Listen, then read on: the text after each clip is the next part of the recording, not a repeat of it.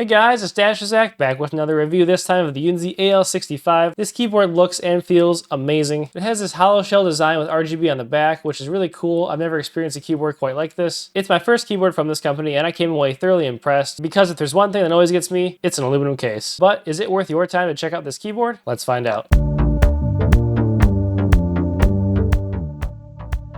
So here we have it, the Unzi AL65. The aesthetic on this thing is absolutely ridiculous. It is a full aluminum case. We have RGB lighting coming out of the top here that I'll show you in a little bit. And it is also a tri-mode keyboard. Pretty sleek look here on the back. It is a little bit of a fingerprint magnet, but not a big deal as this is typically obviously on your mouse pad or desk. Has some rubberized feet here. No support feet with the aluminum case, but that's not a surprise. As you can see, aesthetic-wise, very plain but very clean and polished here on the left-hand side. And then we have these transparent sort of novelty keycaps on the right, like a snowflake keycap, a light. These are a little bit smoother. Obviously, they're transparent. And as I've now plugged the keyboard in here, you can see this awesome RGB, the south-facing, popping through those transparent keycaps, and just like a very sort of fluid, rich RGB color throughout the entire keyboard. And you also see that awesome RGB coming through the top hollow design of the case. Pretty unique, nothing like I've ever seen on a keyboard before. And with that, let's pop into the actual specs of the keyboard here real quick. This does retail at $130, a bit on the premium side, but nothing crazy, I think, for the value that you're getting here. Two switch options. I have the Unzi Milk V2 linear switches, but you can also get Gateron linear 0 switches, which I've not tried before. Reiterating that they have this hollow design with the aluminum case. This is a KeyMK VIA compatible keyboard. I'm not a huge fan of the software, and I'll talk about that in a little bit. It is tri-mode with an 8,000 mAh battery, relatively large. Coming back to those aforementioned switches, again, the Unzi Milk V2 switches, they're linear. They have an additional force of 30 GF, that's very low, but it doesn't really matter because we're not Hall effect here. And it takes 40 plus or minus 10 GF to actually actuate the switch, with a pre-travel of 2 millimeters roughly. These do come pre-lubed. There's a total travel of 3.6 millimeters, and the maximum force here is 50 GF. Coming back to the keyboard itself, let's grab one of the standard keycaps off here and take a look. Very nice double shot PBT.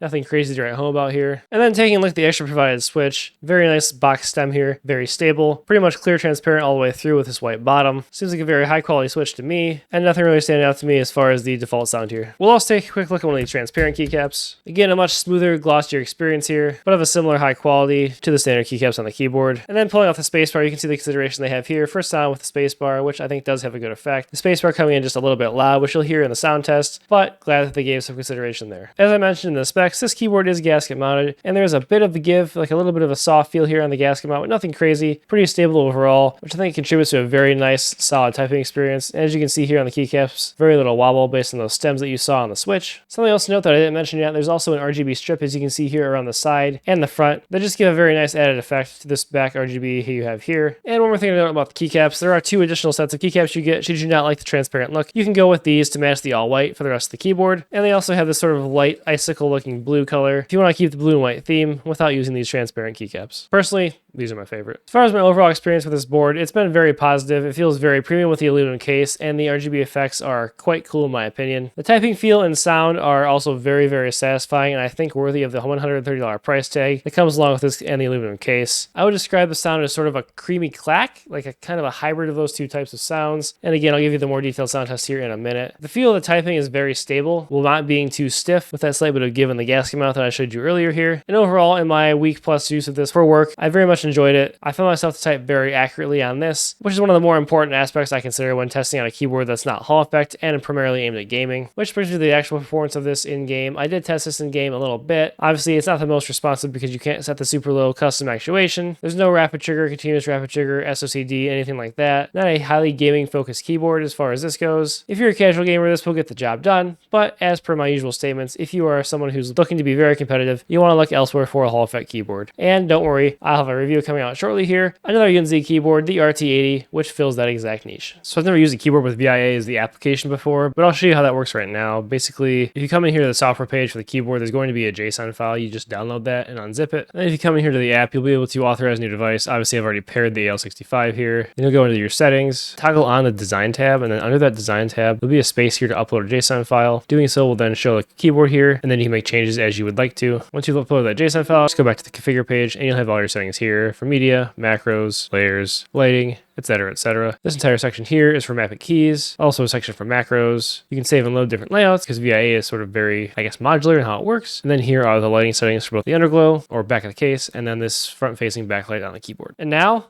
let's hit that sound test.